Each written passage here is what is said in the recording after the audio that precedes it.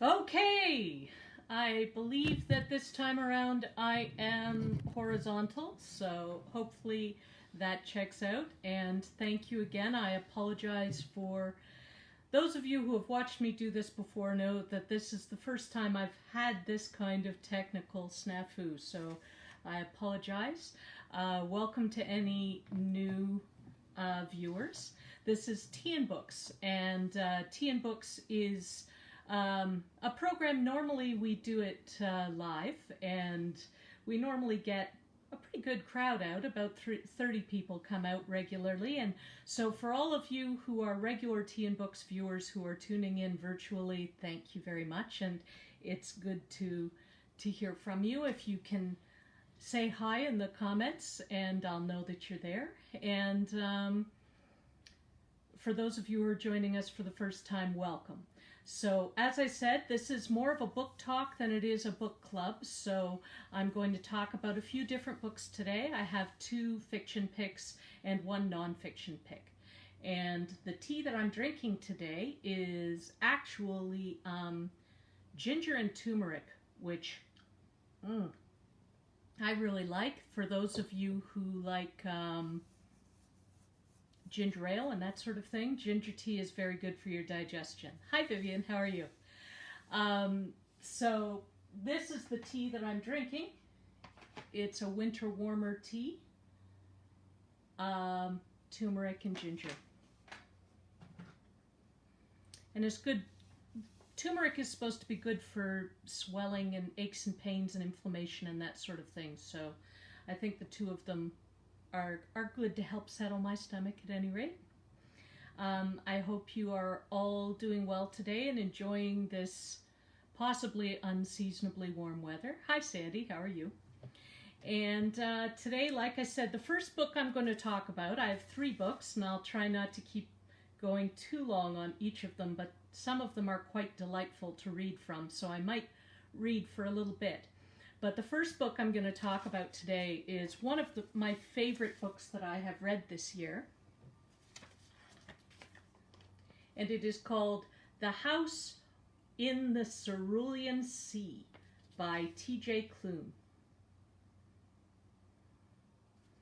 And this book is really a good book to read right now. It's a fantasy, so it is light and sort of removed from, the more disturbing aspects of reality that we might be facing right now. Not going to mention anything in particular that you might be trying to escape from right now, but focusing on books is lovely. So if you've read anything like Harry Potter, there was also the Ransom Riggs series, the House for Peculiar Children, Miss Pettigrew's House of Peculiar Children, I believe it was. That is similar, but I thought that this book was better. I enjoyed it more. So if you're the type of person who likes occasionally traveling into the magical realm and reading something a little bit different, that's what this book is about. So for those who have just joined us, we're talking about The House in the Cerulean Sea by T.J. Klune. So this book is about the hero, and I use the term loosely, is Linus. And Linus works for the institution that goes around and checks out all of the magic schools. So in this particular version of the world, there are magical children that are in orphanages and schools throughout the country, and he is one of the very many clerks that goes around and checks up on them if there's some kind of report of either the children being mismanaged or the children themselves doing something that they shouldn't. So Linus is a very much a cog in the wheel. When we're introduced to Linus, he is a very bland, single fellow who lives in his little house, and all he does is work and listen to music. When he gets home, he loves music, and he listens to it on his record player, and that's the highlight of his day. So there's really not much going on in poor Linus's life, but he prides himself on how well he does his job. When he goes to the schools, he always writes the most painstakingly detailed reports, and that's what we find out about Linus originally. And in the course of the book, Linus is sent to a special school. So he's called up to talk to extremely upper management, and they send him to this particular orphanage that is hidden on an island, and he's never heard of it before because it's where they send the very top secret children that they don't even want the world to know exist. And so he's sent there because he's so good at detail and filling out reports and not being swayed by any kind of emotion. And so he's also a very easily frightened person, at least initially. And the beautiful thing about this book is Linus and his character and how he grows. And he travels to the house in the Cerulean Sea to meet Arthur Parnassus and all of the wonderful children who are there. And Arthur Parnassus is the head of the orphanage, and he's just a wonderful character. And it's a wonderful story because you see this delicate little crush developing between Linus and Arthur, where Linus is sort of becoming more and more influenced by Arthur and by the children. The children are delightful, and the one thing that I think Clune does really well is create these characters that are just so moving. One of the children that's actually at the house in the Cerulean Sea, his name is Lucy. And Lucy is short for Lucifer because he is the son of Satan. And he is just such an interesting character. He's comical. He's certainly to Linus extremely frightening initially. And just seeing all of these different characters, there's also one they can't even say what he is. No one can even tell. They describe him almost like he's sort of a jellyfish type character. And he wants to be a bellhop when he grows up. And there's just like, you have to really read it because there's just so many delightful characters. And I would recommend this book. It's written for adults, but I would really recommend it as a YA read or even a juvenile read as well.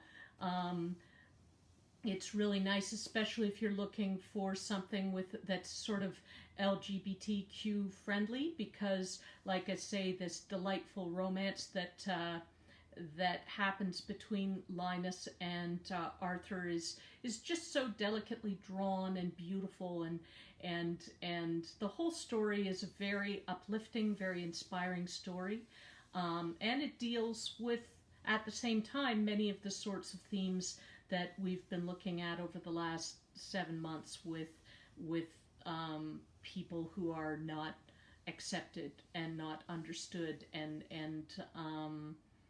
you know, rules that are deep in our society about how people should be treated. And so the whole idea of equality is throughout the book, and there's a lovely growth of Linus's character where you begin to find out that he is a very different person than even he thinks he is. But it's also just very entertaining. So I'm going to read a little bit from it so you can get an idea of how delightful it is.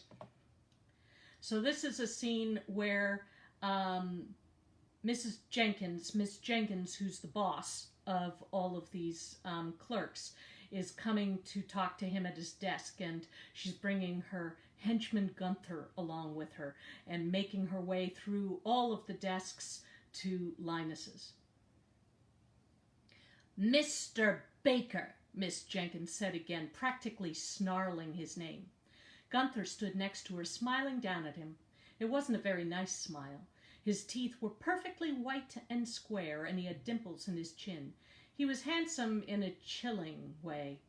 The smile should have been lovely, but it didn't reach his eyes. The only time Linus could say he'd ever believed Gunthers Smile were when he'd performed surprise inspections, long pencils scratching against the clipboard, marking demerit after demerit. Maybe that was it. Maybe Linus was going to get his first demerit, something he'd miraculously been able to avoid since the arrival of Gunther and his point system. He knew they were monitored constantly. There were large cameras hanging from the ceiling recording everything. If someone was caught doing something wrong, the large speaker boxes affixed to the walls would crackle to life, and there would be shouts of demerits for Row K, Desk 2, or Row Z, Desk 13. Linus had never been caught mismanaging his time. He was far too smart for that, and too fearful. Perhaps, however, not smart or fearful enough. He was going to get a demerit, or maybe he was going to get 5 demerits, and then it would go into his personal file, a mark that would sully his 17 years of service in the department. Maybe they'd see the salad dressing stain on his shirt. There was a strict policy regarding professional attire. It was listed in great detail on pages 242 through 246 of Rules and Regulations, the employee handbook for the department in charge of magical youth. Perhaps someone had seen the stain and reported him. That wouldn't surprise Linus in the slightest. And hadn't people been sacked for smaller things? Linus knew they had. "Miss Jenkins," he said, voice barely above a whisper, "it's nice to see you today." This was a lie. It was never nice to see Miss Jenkins. "What can I do for you?" Gunthers' smile widened. Possibly 10 demerits then. The dressing was orange after all. He wouldn't need a brown box. The only thing that belonged to him were the clothes on his back and the mouse pad, a faded picture of a white sandy beach and the bluest ocean in the world. Across the top was the legend, "Don't you wish you were here?" Yes, daily. Miss Jenkins didn't seem inclined to respond to Linus's greeting. "What have you done?" she demanded, eyebrows near her hairline, which should have been physically impossible. Linus swallowed thickly. Pardon me, but I don't think I know what you're referring to." "I find that hard to believe." "Oh, I'm sorry?" Gunther scratched something on his clipboard. He was probably giving Linus yet another demerit for the obvious sweat stains under his arms. He couldn't do anything about that now. Miss Jenkins didn't seem as if she accepted his apology. "You must have done something." She was very insistent. Perhaps he should just come clean about the dressing stain. It would be like ripping off a bandage. Better do it all at once than drag it out. "Yes, well, you see, I'm trying to eat healthier. A diet of sorts." Miss Jenkins frowned. "A diet?" Linus nodded jerkily. "Doctor's orders." "Carrying a bit of extra weight, are you?" Gunther asked, sounding far too pleased at the idea. Linus flushed. I guess so." Gunther made a sympathetic noise. "I noticed, you poor dear. Better late than never, I suppose." He tapped his own flat stomach with the edge of the clipboard. Gunther was odious. Linus kept that thought to himself. "How wonderful." "You have yet to answer my question," Miss Jenkins snapped. "What is it you could possibly have done?" Might as well get it over with. "A mistake. Clumsy me. I was trying to eat the salad, but apparently kale has a mind of its own and slipped from my—" "I have no idea what you're prattling on about," Miss Jenkins said, leaning forward and putting her hands on his desk. Her fingernails were painted black, and she tapped them against the wood. It sounded like the rattling of bones. "Stop talking!" "Yes, ma'am." She stared at him. His stomach twisted sharply. "You've been requested," she said slowly, "to attend a meeting tomorrow morning with extremely upper management." He hadn't expected that. Not in the slightest. In fact, of all the things Bedelia Jenkins could have said at this exact moment, that had been the least likely option. He blinked. "Come again?" She stood upright, crossing her arms underneath her breasts, gripping her elbows. "I've read your reports. They're marginally adequate at best. So imagine my surprise when I received a memo that Linus Baker was being summoned. Linus felt cold. He'd never been asked to meet with extremely upper management in his entire career. The only time he'd actually seen extremely upper management was during the holidays when the luncheon occurred, and extremely upper management stood in a row at the front of the room, dishing out dried up ham and lumpy potatoes from foil trays, grinning at each of their underlings, telling them they'd earned this fine meal for all their hard work. Of course, they had to eat it at their desks because their 15-minute lunch break had been used up by standing in line, but still, it was September. The holidays were still months away. Now, according to Mrs. Jenkins, they wanted him personally. He'd never heard of that happening before. It couldn't possibly mean anything good. So you see what I mean? Clune has a really good feel for the characters, and the characters are both endearing and funny. So it's just, I would really recommend it. Once again, for anybody who joined late, I was talking about The House in the Cerulean Sea by T.J. Clune. And I would really recommend it right now. It's a nice escape, and it's a lovely world. The second book I'm going to talk about, also fiction, is called Cartiers Hope by M.J. Rose. So Cartiers Hope is more a book for those of you who might appreciate historical.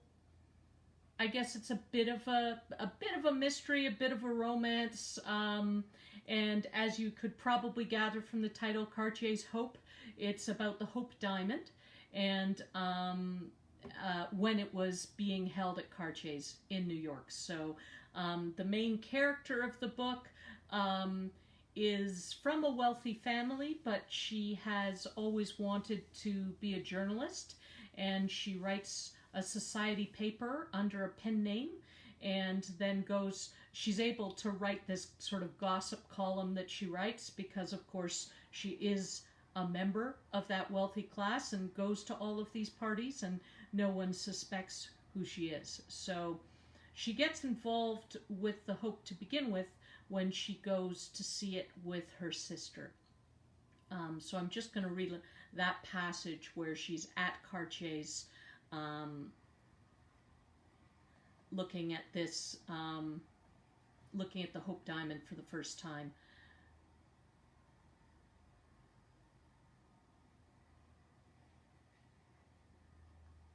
So it's her sister that speaks first. "And now can we see the Hope?" Mr. Cartier smiled. "Of course," he said, and turned to Mr. Asher. "Would you bring it out along with the bib?" "The bib?" I asked. "Because of the bad luck associated with the Hope Diamond," Mr. Cartier explained. "Mr. Asher created a metal bib for clients to wear. The necklace sits on that so the stone never comes in contact with your clothes or skin." "But surely that's all the stuff of legend," I said. "Neither of you actually believes a jewel can bring bad luck." I looked from Mr. Cartier to Mr. Asher. "The legends go back hundreds of years. It's my responsibility to take all the precautions and protect my clients," Mr. Cartier said with utmost seriousness. "And you, Mr. Asher?" That slight smile appeared on Mr. Asher's lips again. "Since I can't prove there isn't bad luck, I find myself left to believe it," he said, and then went off to retrieve the legendary stone. "Let's go into the viewing room," Mr. Cartier said to Letty and me, escorting us out of the main showroom and into a smaller room decorated in the same colors and style, but more intimate. He offered us seats at a French Louis XV desk and turned to pull the drapes, casting us in shadow. Then he sniffed. "It's a bit stuffy in here," he said. Opening a drawer, he pulled out a leather-covered wooden box.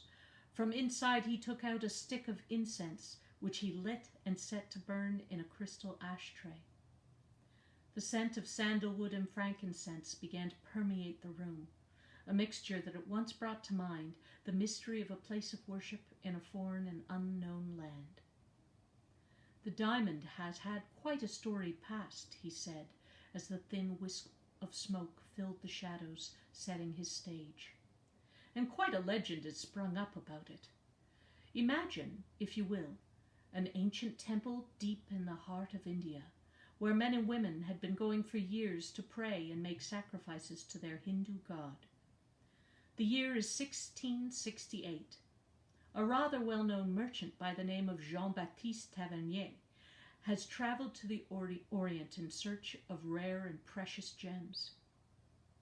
Following rumors about a great diamond in the head of an Indian temple god, Tavernier finds the temple. This is an ancient and fantastical place. Entering, Tavernier sees only darkness, but he smells a heavenly incense, not unlike the one filling this room now. Tavernier's senses open like a flower. The hairs on the back of his neck tingle. His eyes begin to adjust, and then, as they do, he can make out priests in attendance tending to the shrine. They welcome him into the shadows and give him a tallow with which to gaze upon their treasure. He looks at the great carved figure of their god. He takes in the head and arms and torso, and then his gaze rests on the stone in the god's forehead between his eyes. The statue's third eye is a giant diamond. He can't look away. Mr. Cartier paused for a moment. My brother-in-law had been right. He was not just a salesman, but a showman, and this was a great performance. The diamond was most likely from the Kollur mine in Golconda, India. Tavernier stares at the crudely cut, somewhat triangular shape and is mesmerized by its beautiful violet color. He knows why the cut is so rough. The Indians put great faith in gemstones having protective powers against evil influences, and so when they cut a stone, they try to keep as much surface and depth as they can.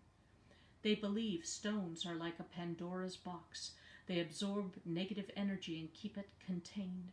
So, of course, the largest stones are the most revered and valuable. Tavernier can't take his eyes off the gem.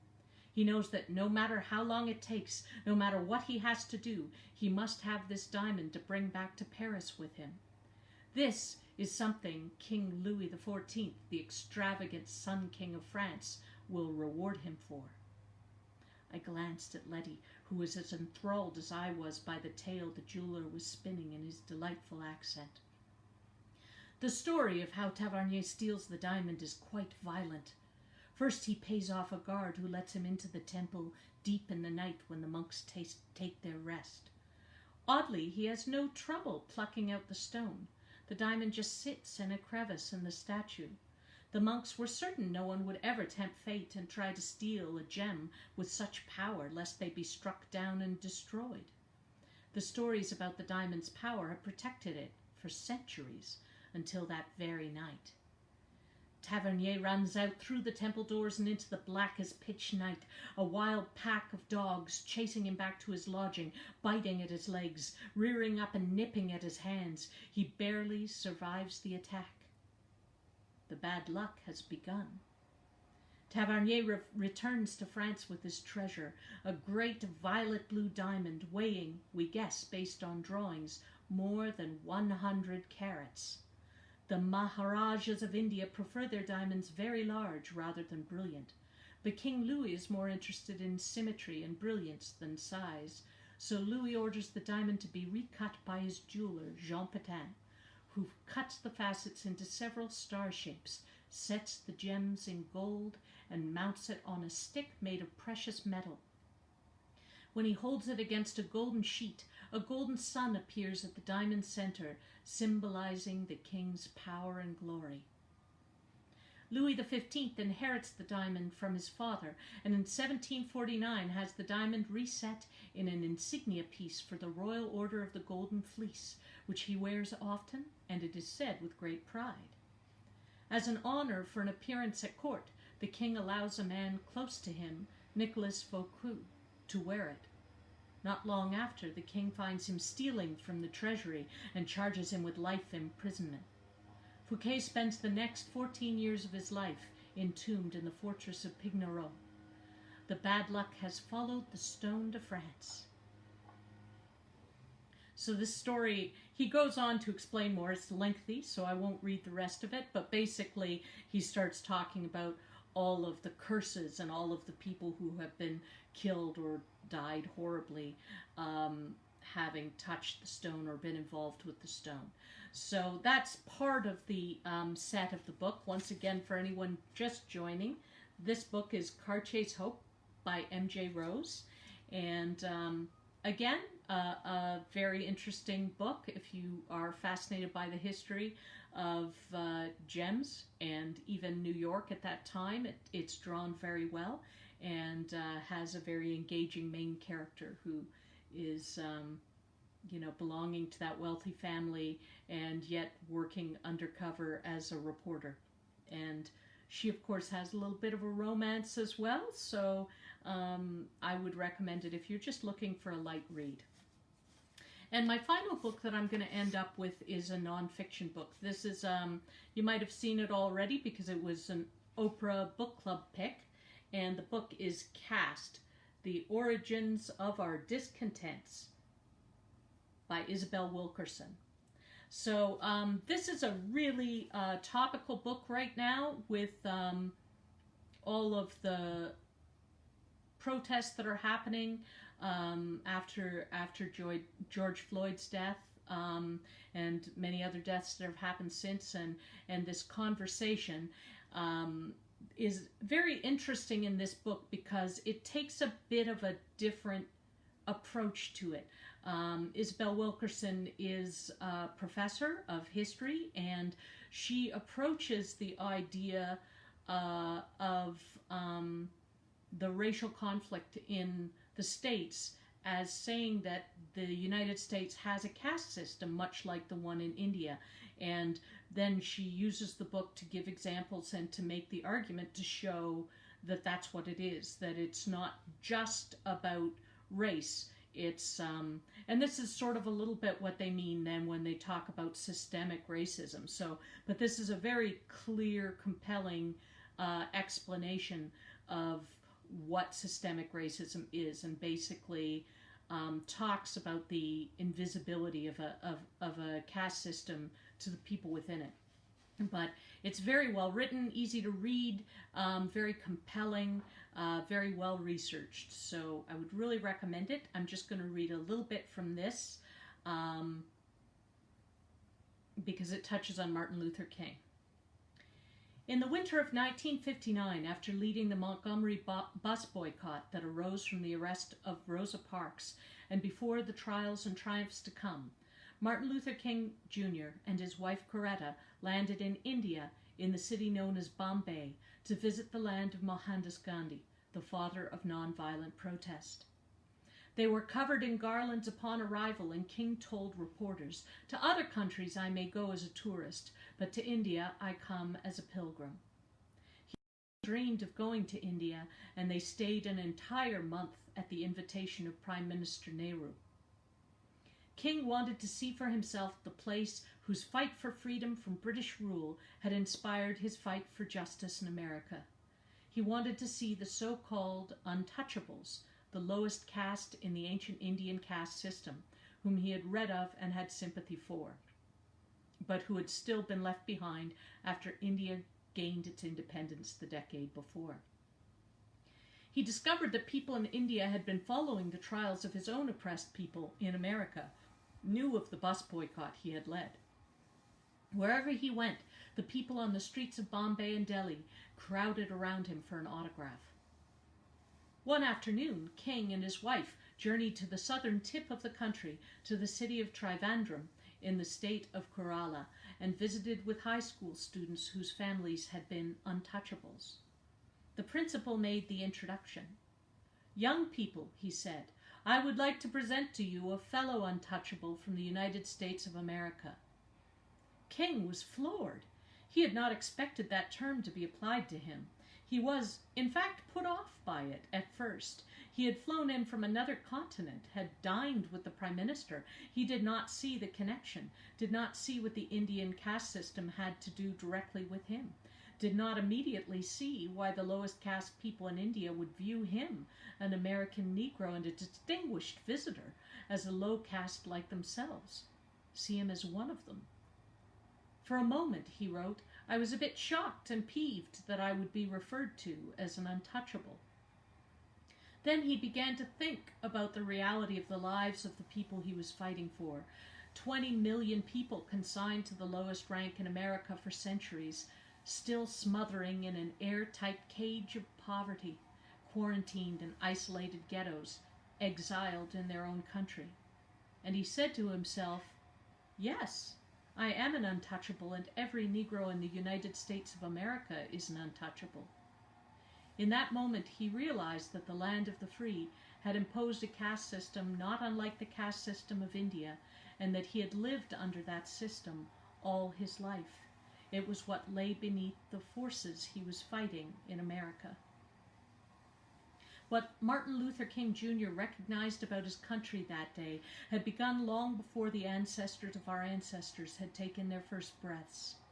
More than a century and a half before the American Revolution, a human hierarchy had evolved on the contested soil of what would become the United States. A concept of birthright, the temptation of entitled expansion that would set in motion the world's first democracy, and with it a ranking of human value and usage.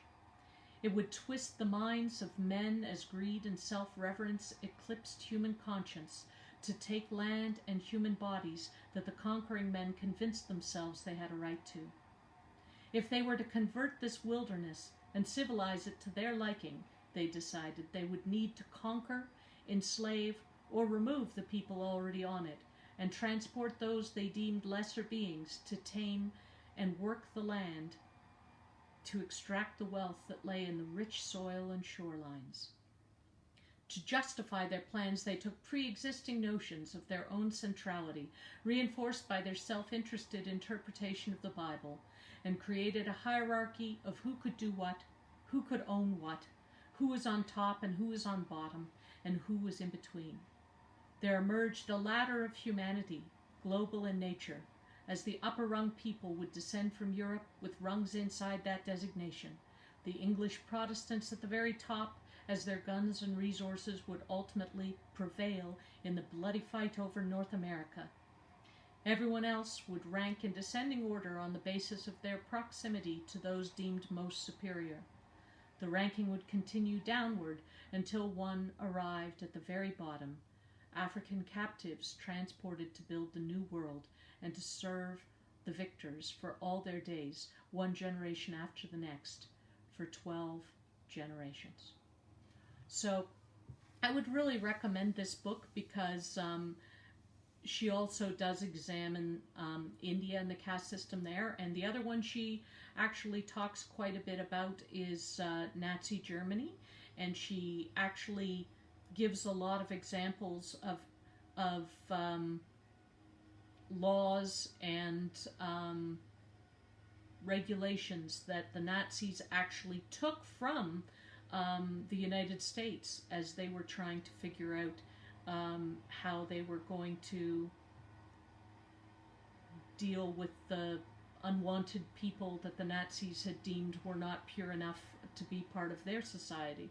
So it's very interesting to see it taken from a point that is, well researched and historical, and really shows that whole background. Isabel Wilkerson also wrote The Warmth of Other Suns, which is actually another really good book on the history of race in the United States. So if you're interested in knowing more about that, and that, I would really recommend this book. It's engaging, and it dives really, really deep into the idea of caste and how it can create a country that has this system underneath that is understood by everyone and taught to everyone within the culture from the moment they're born, and yet seems invisible in some ways. So it's a really good explanation. So I'm sorry it's a little later than usual. I got started late for those of you who missed my false starts at the beginning. I had some technical difficulties, which led to me going a little later than usual. But I hope you enjoyed it. Once again, for those of you who weren't there at the beginning, the first book we talked about was The House on the Cerulean Sea by T.J. Klune, which is a fantasy. And then we talked about Cartiers Hope by M.J. Rose. And then we talked finally about Cast, The Origins of Our Discontents by Isabel Wilkerson. So all three of those books, I think Cartiers Hope is already in the library if you'd like to take it out. Cast and The House on the Cerulean Sea are on order right now, so you can add yourself to the hold list. And all three books are also available online through Overdrive.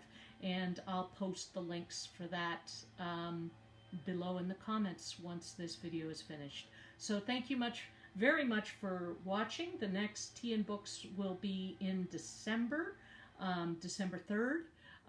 If you'd like to tune in again for that. Thank you very much and stay safe.